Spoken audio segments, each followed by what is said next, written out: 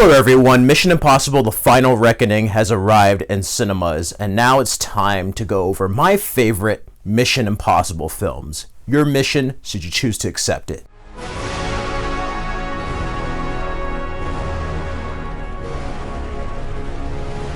I gotta be honest, ranking my favorite Mission Impossible films is quite difficult, but as of the moment, these are my favorites. I don't really have a least favorite of this series. It's just going from my favorite to most favorite. Mission Impossible has been one of the most consistent franchises that I fell in love with as a child watching my mother's VHS of Mission Impossible 1.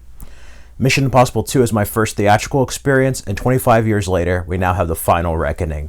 Some of these have changed since last time, and Dead Reckoning definitely changed. It made me want to step down because of The Final Reckoning. These aren't exactly the best Mission Impossible films, but these are just my personal favorites. So your mission, share your favorite Mission Impossible films down in the comments below. Starting off at number 8 is Mission Impossible 2, MI2. I love MI2. This film, I think, is better than some of the other sequels, but it's a good action film, but it may not be the best Mission Impossible film, if that makes any sense. John Woo definitely added his flavor here.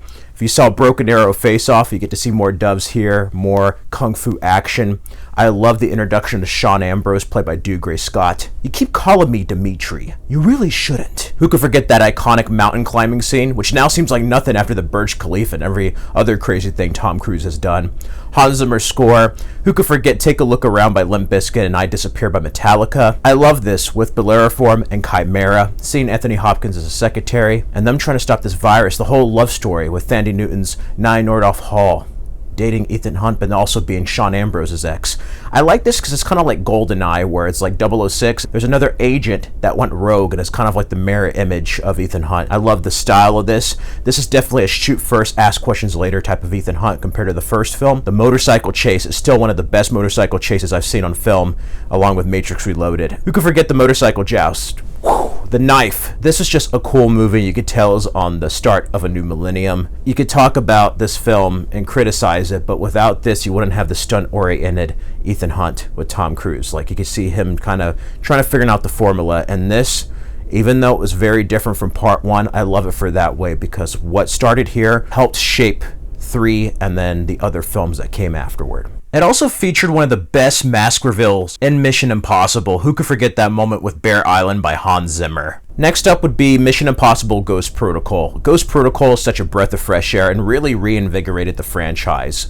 MI3 walked so Ghost Protocol could run. Brad Bird directed his first live-action film after doing The Incredibles. Oh man, you get the introduction of Jeremy Renner as Brandt. His character was a little annoying to me. I didn't like how he was written. He was always like over-analytical. There's not enough rope! No shit! I just love that part. The Burj Khalifa climb, probably the most tense moment since the Langley Vault scene. Hendrix was kind of a weak villain with Cobalt. I like his motivations. It's kind of cool that you got to see him. If you watch him repeated viewings, you get to see him ahead of them in the Kremlin scene. That whole sequence was just nuts. Who could forget the gadgets? I love the hologram hallway scene. But he had a lot of motivation that was featured on the deleted scenes, and I wish they kept it in there because they cut it out, and he's just, I don't know, he just felt very hollow after Philip Seymour Hoffman. But the actor was great in the role. You get Paula Patton. Who could forget Lea Seydoux as the assassin? Josh Holloway. Simon Pegg returns as Benji, and this time he is a field agent, so that's something interesting. Seeing long-haired Ethan Hunt back. And the whole mystery with him and Julia. I love the style and look of this. It feels fresh. Even now it feels so modern. The only reason why it's a little bit lower than the other ones is I'm not personally a fan of the humor. It's great that they lightened it up after the seriousness of part 3, but for me, it just kind of knocks it down a step or two for me personally. I'm just not one for humor like that, so that's why it's lower. But this is still an excellent film, and it finally got the team dynamic right. Like, you can tell that starting with this one, the series kind of took a whole new feeling. There's a lot of parallels to part 1, and I love that ending with Luther and then of course Julia, and it sets up the syndicate for Rogue Nation. Next up would be MI3. Mission Impossible 3 was such an exciting film. You know, for a while there was just 2 Mission Impossible films, and I was so excited to see part 3. J.J. Abrams' first feature film. Pretty much think of Alias if it was Ethan Hunt. That's what it's like. It starts in the middle of action and then backtracks. Philip Seymour Hoffman still to this day is the best antagonist of the Mission Impossible series, as Owen Davian. And now we know what the rabbit's foot is. It was just a mystery box MacGuffin, and now we know what it is thanks to Final Reckoning. This film is actually further enhanced now. I love seeing the vulnerability of Ethan Hunt. You get to see more of his everyday life. And they did something interesting where he was actually retired and then came back in the field. He had to rescue a pupil of his, Lindsay Ferris, played by Kerry Russell. You get Maggie Q, Jonathan Rhys Meyers. Ving Rhames is back as Luther, and who could forget Lawrence Fishburne as Brassel. I like seeing the side of Ethan, and that's just a villain that got the closest to killing him. I put an explosive charge in your head. Who could forget the bridge attack? That one money shot is just glorious. Outside the bridge attack, you also have the opening raid scene, and then who could forget the building jump at the end of the film when he has to get the rabbit's foot. That whole sequence is so exciting, all the way to the run to save Julia. I love Mission Impossible when it's serious. This is a vastly underrated film because I don't think J.J. Abrams really gets his flowers. This film, like I said earlier, walked so Ghost Protocol could run, but without this revitalizing the series and kind of course correcting it, you wouldn't have the subsequent films. Next up is Mission Impossible Dead Reckoning. This one actually went down on my list. It was much higher, but after seeing the Final Reckoning and everything that was paid off in the setup in this one, it actually knocked this film down. But this is actually a very underrated film. Is it as iconic as Fallout? No, but nothing was going to top that. You'd have to be out of your mind to think they're going to top that. Dead Reckoning Part 1 still has that excitement. The story feels tighter. It's crazy because 7 and 8, you could tell the effect of the COVID pandemic and the Hollywood strikes with the actor and writer strike. So that's what makes it feel off, but they do some unforgivable things in this, such as killing Ilsa Faust. Even though Rebecca Ferguson wanted out, I just think there was a better way to do it. I would have liked it better if they didn't have the fake out at the beginning, if like they just killed her there, or didn't have that fake out and just had it happen in the middle. I don't know. But I love seeing Isaiah Morales as Gabriel. He was much more menacing in this installment. Kittredge being back, I love that. I'm not upset. It goes a full 30 minutes without the opening credits, and Lauren Balfe makes another incredible score after Fallout. I love the style of this. Even though it feels a little bit derivative as far as car chases, you still have some surprises, like him thinking he's going to get a Lamborghini in his little Fiat car, the motorcycle chase. The train part is incredible and a nice callback to MI1. The CIA, the whole world is after him, and the enemy this time is artificial intelligence, an entity, so to speak, the entity. The part with Ilsa was just intense, and the entity tricking him using Benji Dunn's dialogue from Fallout, but then also having that Paris fight in that little alleyway was just so tense. Seeing the White Widow back. Mission Impossible, 7 installments, it's hard to be consistent, and it still feels fresh, even though certain things feel derivative. And overall, it has a nice ending, not only as a cliffhanger for Part 8. For its own entry, it was a dead reckoning. And Grace as a pickpocket, Haley Atwell, was a great addition. After that is Mission Impossible The Final Reckoning. What a beautiful culmination of the past 30 years. Emotional and action-packed. Certain things in this felt a little rushed, and there were some retcons. I mean, you have to go back and watch in Dead Reckoning, but didn't the guy that Carrie Elwes played say that the Sevastopol sunk 6 months ago, and in this one it was like 2012? Yeah, something doesn't add up there. We'll have to see. Maybe like he said it became self-aware. Like I can understand if the Sevastopol sunk and then like the entity barely became self-aware, but like that was interesting to me. I have to go back and rewatch that, but I love seeing Angela Bassett back as Sloane. She's now Madam President. Ethan Hunt has lost everything just about. And Gabriel's such a son of a bitch. I hated Isaiah Morales as Gabriel. This one, he gets a short end of the stick. They don't give him very much to do other than just laugh and be like a sadistic villain. He's kind of cartoonish in this compared to Part 1. And I wanted to see more of the backstory. You have that sad moment with Luther's death, and that hit me hard. I don't know how to feel about that yet, but at least he went out heroically, saving London. And like he told Ethan, is like, what do you think, we're going to retire and go fishing? This is our lives. Our lives are the sum of our choices, you know? And this one is paced a bit differently. To me, it went by incredibly fast, but there's very limited action, just 2 sequences of action.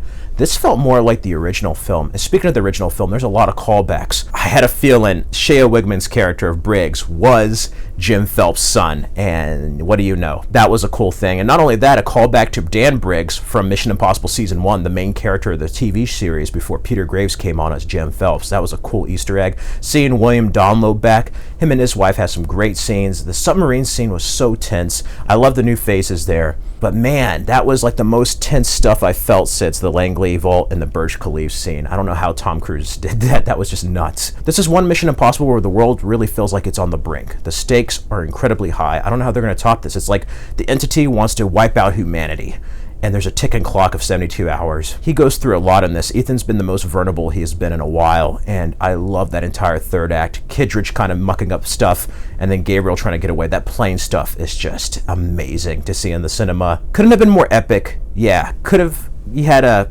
ending that fans wanted? Maybe. Could they have brought back people like Paula Patton, Jeremy Renner, Maggie Q, Jonathan Rhys Meyers? Absolutely. But if this is the ending, this is a strong ending and a beautiful one at that. I love the final scene of this. I love the callbacks. I felt the emotion here. And unlike Bond, with No Time to Die, Ethan Hunt, Tom Cruise stuck the landing on Mission Impossible. I think, personally, there's probably going to be one more in a couple of years where he's going to be more like Peter Graves in the 80s show, mentoring a new team, or maybe the secretary. But if this is it, as far as Ethan Hunt, I'm happy with this series. And while it may not be the best mission or my most favorite, it still is an enjoyable one, and it leaves me feeling satisfied. After that, at number 3 is Mission Impossible Rogue Nation. The Syndicate is a rogue nation, trained to do what we do.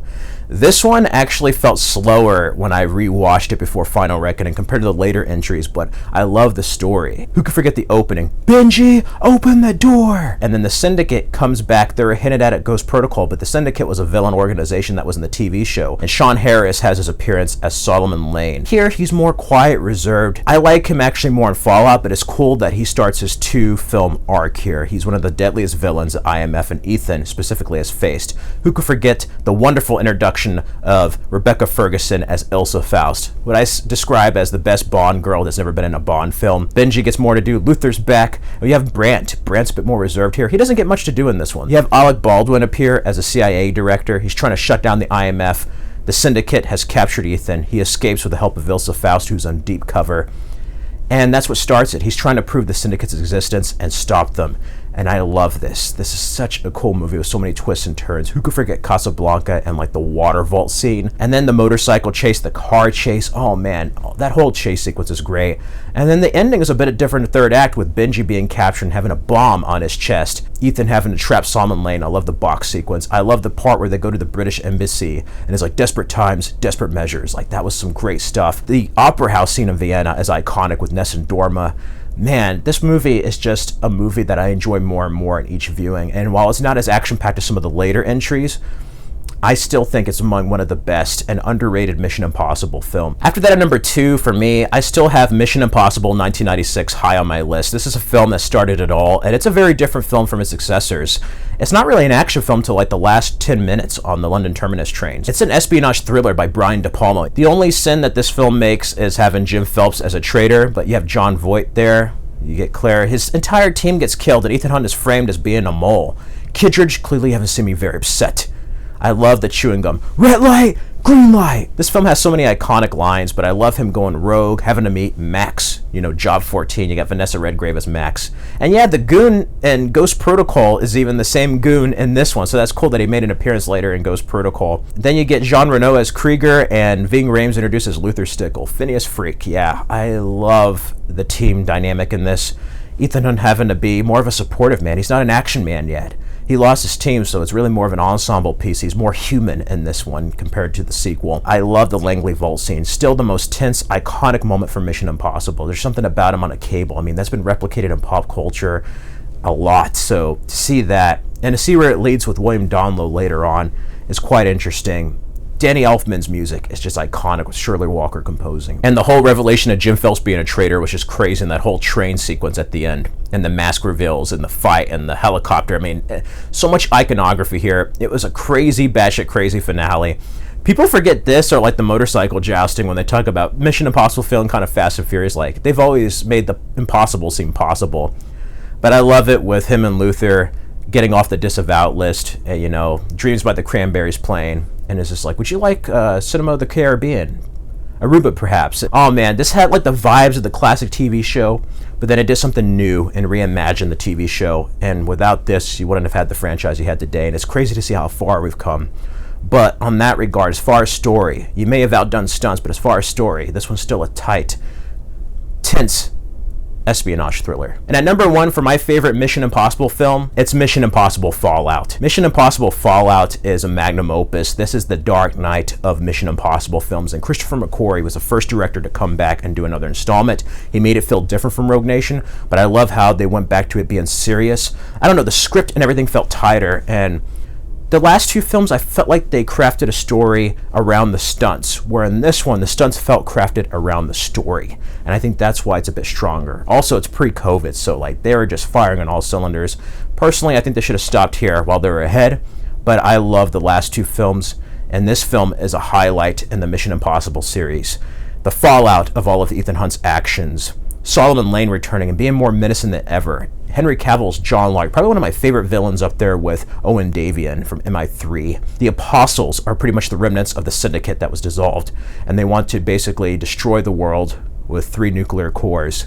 And the greater the suffering, the greater the peace. They want to start a new world order, pretty much.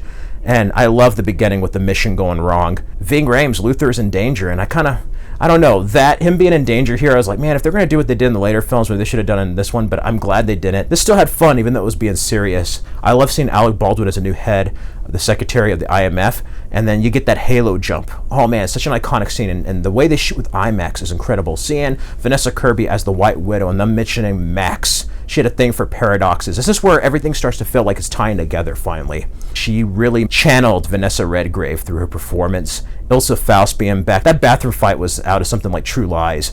I love that. The action in this is just like non-stop. Like it's one thing after another. The story is just tight. It flows. And then you get to the capture of Solomon Lane to get him out of prison. Ethan Hunt's cover being blown. That motorcycle chase in Paris was just awesome. The car chase, some crazy stuff there with Ilsa trying to hunt them down. And then ultimately a deal going wrong and John Locke's identity being revealed. There's great loss. There's a great chase scene. I mean, Tom Cruise's Ethan Hunt broke his ankle, like for real. There's some moments that felt very Bond-like with the music. This is probably one of my favorite scores by Lauren Balfe, the Mission Impossible Fallout score. And then you get the last third act where Julia is in danger. She has a new husband, and they're on a ticking clock. And for a while, I thought he was going to fail, and luckily he succeeds. But that whole helicopter sequence is just pure cinema at its finest. This film just had everything all the way to the end. An emotional ending, a funny ending. This was just a really awesome film, and you can rewatch it over and over without being a Mission Impossible fan. And then this just took the best elements of the team dynamic, the action, just everything from the Mission Impossible films up to this point, and put it in one movie. And I absolutely love Fallout. It's not only one of the best Mission Impossible films, it's one of the best action films of all time. Anyway, that does it for my favorite Mission Impossible films. I probably could have gone more into detail on these, but I just want to do a quick ranking as fast as I could. Your mission, should you choose to accept it, to let me know what you thought of The Final Reckoning, and what are your favorite Mission Impossible films. You can check out these other mission-related videos for more content. Stay safe and healthy, everyone. This message will self-destruct after these videos.